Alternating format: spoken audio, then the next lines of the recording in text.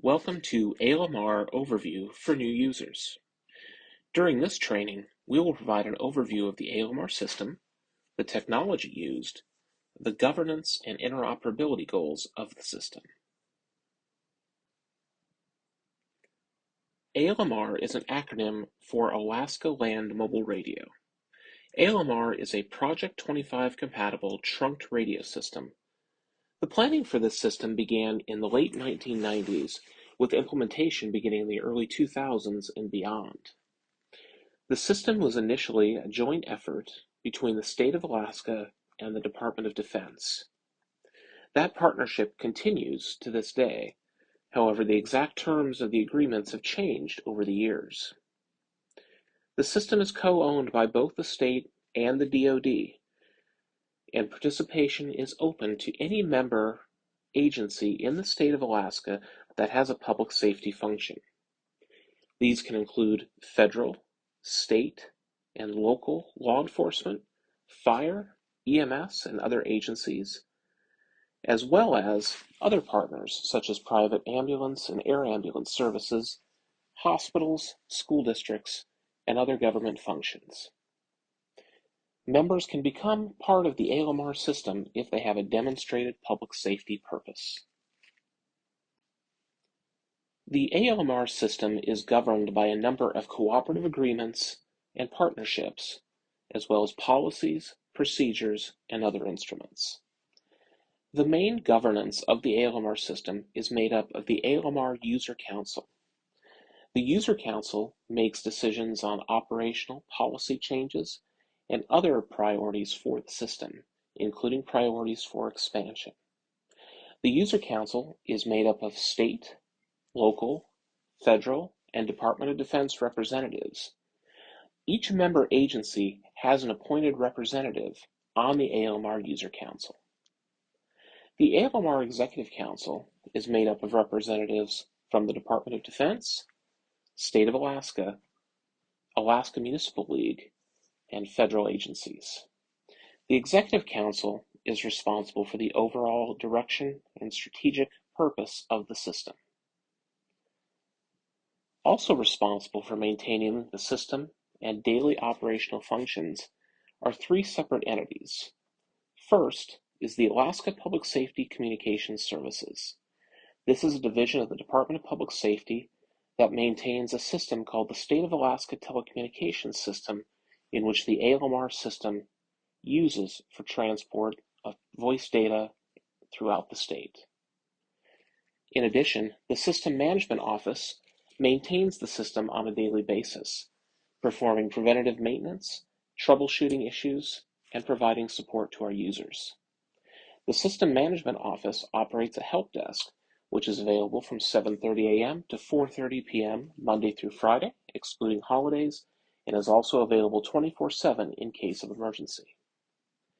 The Operations Management Office provides support to the governance structure, including the ALMR user and executive councils, and is responsible for policy and procedure development and modifications, overseeing testing of new subscriber units, the System Management Office, and many other functions. The ALMR system primarily provides coverage with radio network throughout the highway system of the state, as well as some other areas such as communities in southeast Alaska and Kodiak Island. This map represents the general coverage available to the ALMR system.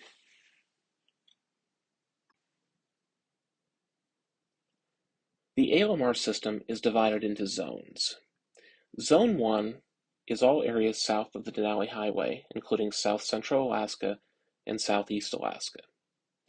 Zone 2 is in the Fairbanks area, the military installations north of the Denali Highway, and other agencies. Zone 3 is not currently operational and was originally designed to be the zone for southeast Alaska.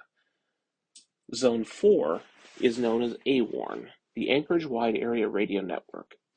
This zone is run by the municipality of Anchorage and provides services to communities within the municipality and to specific municipal agencies. Although this zone is administered separately from the ALMR system, it is still technically part of the system as the technology is interfaced to provide maximum interoperability.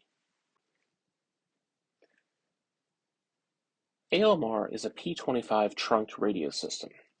This technology differs from other radio systems that you may have had experience with in the past. When we talk about a trunked radio system, this allows for a computer system to assign channels to radios as needed. This provides for a much more efficient use of the frequency spectrum. For example, if someone is transmitting on a particular talk group, which is the P25 equivalent of a channel, and there's a radio tuned in Fairbanks for that channel, a radio tuned to the same channel in Juneau, and the user is transmitting in Anchorage, they will only use frequencies in the areas where there is a radio tuned or requesting that particular talk group. It does not broadcast over the entire ALMR system at all times. Project 25, or P25, is a set of standards by the Association for Public Safety Communication Officials, or APCO. This is an interoperable set of standards that many radio systems are moving forward with for interoperability. This ensures that subscriber units, or radios, that are P25 compatible are generally able to access the system and perform in the way that is expected.